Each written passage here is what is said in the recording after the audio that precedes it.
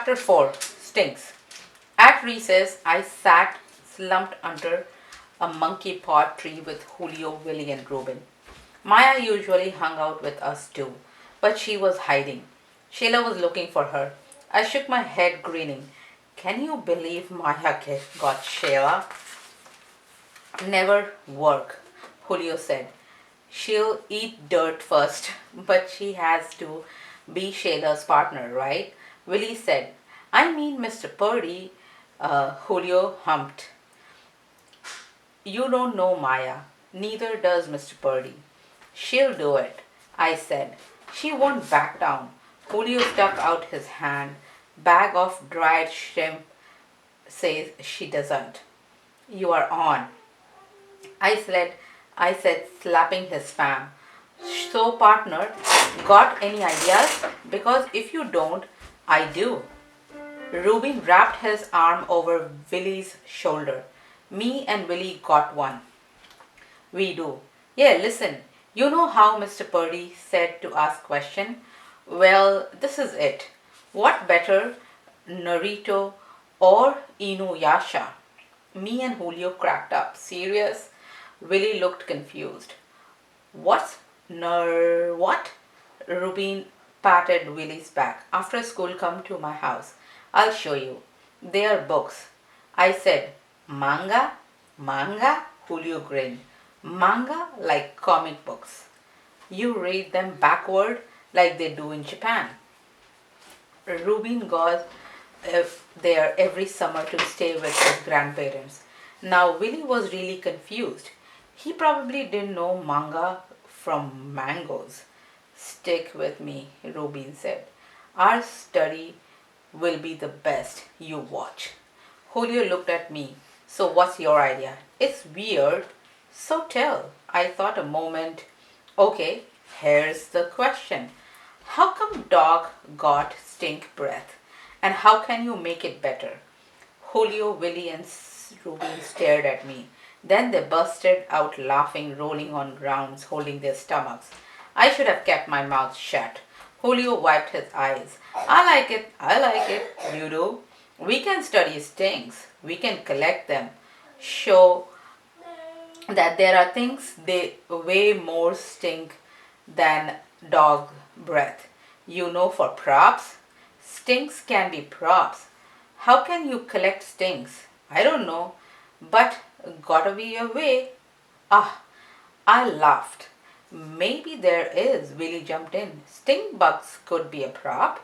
We had those in California. Terrible smell. You can put one in the jar. Yeah, Ruby nodded. And then you got stink eye and ink stink talk. I slapped Ruby in arms. You are so bazookas, Ruby boy. Watch you, stupid things, making all these noise. I snapped up straight. Tito and Red, sixth grader troublemaker, hovered over us. His friend Bozo and Frankie. Diamond stood on either side of them. With those three, you could never tell what might happen. They could rob you, beat you up, embarrass you, or make you cry. Bozo grinned. Look how scared. Ah, Tito. Tito snickered. Me, Julio, Willie, and Ruben kept quiet. We knew Tito was like wasp. Sometimes he stung you, sometimes he just buzzed around your head making you sweat. Who knew? Tito kicked my foot. I asked you question, Coco Punk. What's so funny? Nothing. You just sitting here doing nothing? Like you stupid? Yeah, I guess. Julio, Willie, and Rowan kept quiet. Frankie elbowed Tito. Lovely Martino, a sixth grader in tight jeans, was walking by. Tito whistled her. Oh, lovely. Some nice. You? Come see Tito.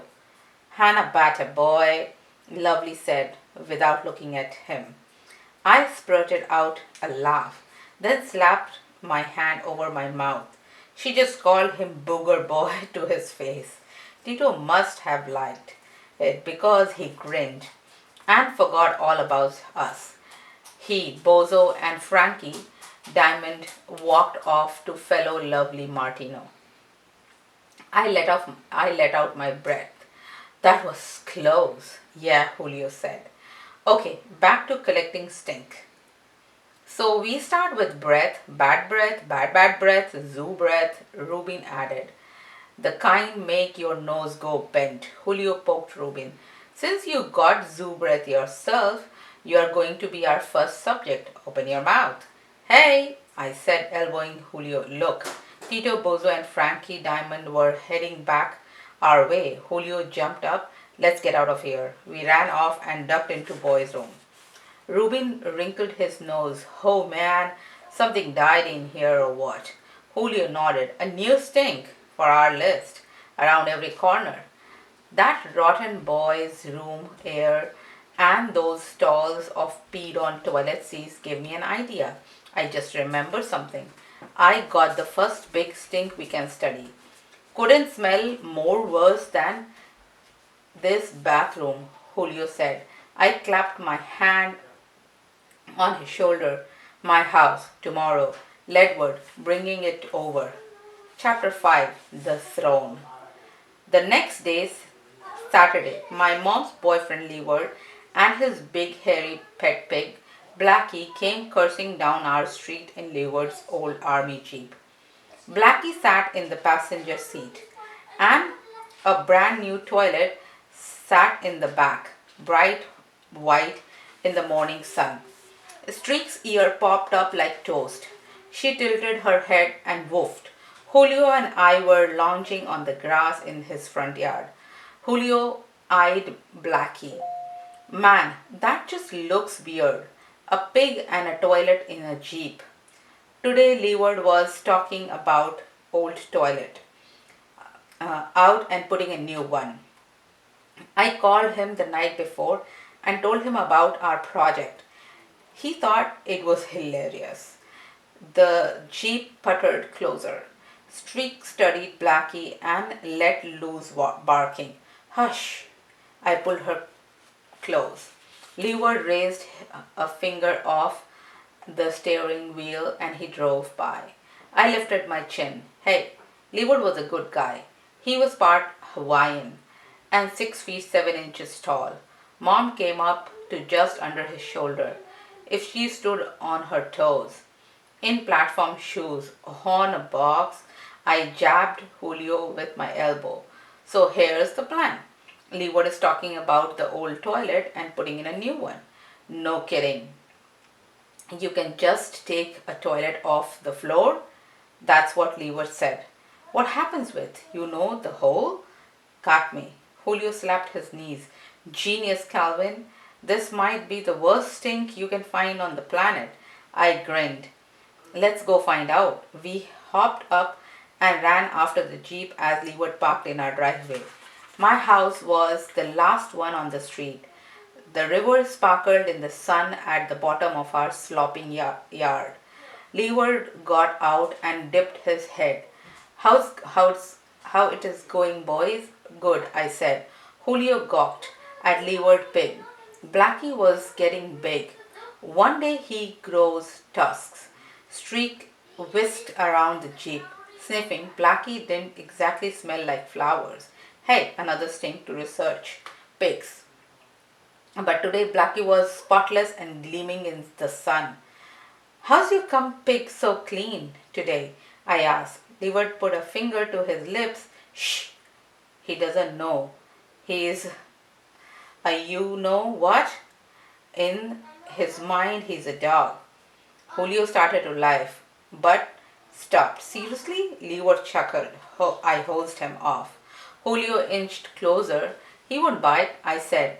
But I had to admit, Blackie did make you think twice about getting too close. I mean, he was once wild, and everyone knew that wild pigs could tear you up bad if they wanted to. Leeward had found Blackie when the pig was baby, wandering alone in the jungle up near his house. Leeward said some hunter probably got Blackie's mama. Leeward read my mind. Blackie's as friend as tired old dog. Blackie grunted and Julio jumped back. Leeward untied the ropes around the new toilet. Meet your new throne. Throne? Like where the king sit. I laughed at the pictures in my head. A king wearing a crown sitting on pot. What do you do with the hole when you take out the old one? Leeward looked sideways at me. Hole? Where the stuff goes after you flush it? Yeah, the sewer pipe. I show you. Little bit stink, but perfect. Julio said. We are studying stinks. Leeward chuckled. That's what Calvin said. He made a loop with a rope and slipped it around the Blackie's neck. Usually he won't run away because he's basically lazy, but better to be sure. Ah, since Blackie was too big to hop out of the jeep by himself, Leeward had to heft him down. The veins in Leeward's neck popped up like ropes. Oof, he grunted. Streak darted away the circled back ears perk. Blackie blinked, then huffed like a sneeze mixed with a grunt. He stood almost to my waist. Let's find Blackie some shade and water, Leeward said. After that, we'll go to work. Leeward tied Blackie to a spigot under Darcy's bedroom window. He filled Streak's water bowl and glanced at Streak. You two can share. Ah. Streak settled on grass, tongue drooping in the heat. Leeward went back to the jeep and got something wrapped in newspaper. A hook head for the dog. He tossed the tuna head on the grass. Its mouth was open and big black eyes stared up at sun. Streak snapped it up and took it down and sloped toward the river. She loved fish heads. Leeward wiped his hand on his shorts. You boy ready to see what's under that toilet? Chapter 6. The Hole. Leeward put his big arms around the toilet and lugged it off the back seat. You boys grab my toolbox and hold the door open. Julio got the toolbox. I ran to the screen door and held it back. Leeward squeezed by. We followed him in. Stella, Darcy, I called. Leeward is here. Mom worked Saturdays at Macy's on the other side of the island. She had ordered the new toilet, but she didn't know Leeward had picked it up and was putting it in today. He wanted to be a surprise. Stella was on her knees, sorting laundry in Darcy's room, where Leeward huffed by. Darcy's room was a mess, and Mom had asked Stella to help her clean it. Mom had also asked Stella to see if her lost black leather sandal was in there somewhere. Stella glanced over her shoulder as we walked by. New toilet, I said. Darcy scrambled up. I want to see. Stella tried to grab her. You come right back. You hear? I haven't got all day. Darcy flattened Julio against the wall as she sped. I want to see. Leeward eased the new toilet down the mom's bathroom. These things are fragile, believe it or not.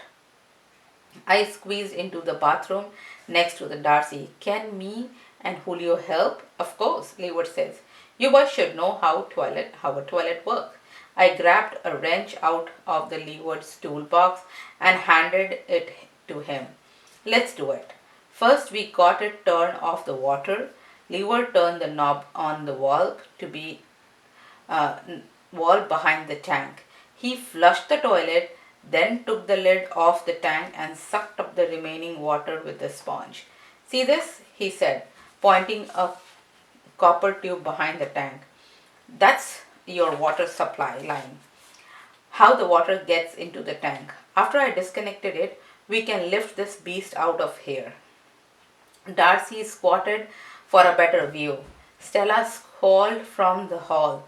Leeward disconnected the water line, cranked off the toilet bowls and lifted the tank off the ball. We moved back as he set it on the floor. Now for the good part. He took the big rag from his back pocket and spread it out on the bathroom floor. Okay, junior plumbers, ready? Ready, we said. Leeward squatted and unbolted the bowl from the floor. He handed me the wrench. Here we go. Gently, he rocked the bowl back and forth, breaking the seal. He said he stood a good grip and lifted the toilet bowl away. We all pushed back. Sits on a gasket, Leeward said, showing us the goopy brown waxy stuff on the bottom of the toilet. You don't want to get this on your floor. Hard to clean up. He set the bowl on the rack, then squatted. um, this is your sewer pipe. We squeezed a close look down the hole in the floor. Ew, ew, stink, stink, stink, Darcy gasped. I yanked my t-shirt up over my nose. Darcy staggered back and crab walked her way out of the bathroom. Oh man, Julio helped. Pointed his chin, grabbed that big rag. I handed it to him and he balled it up and stuffed it into the sewer pipe. That is what under your toilet. Even with the rag in the pipe, I could smell through my t-shirt. What t-shirt? I wanted to get out of there so bad. My hands began to sweat. Stella gagged in the hall. Ah, close your mouth, Calvin.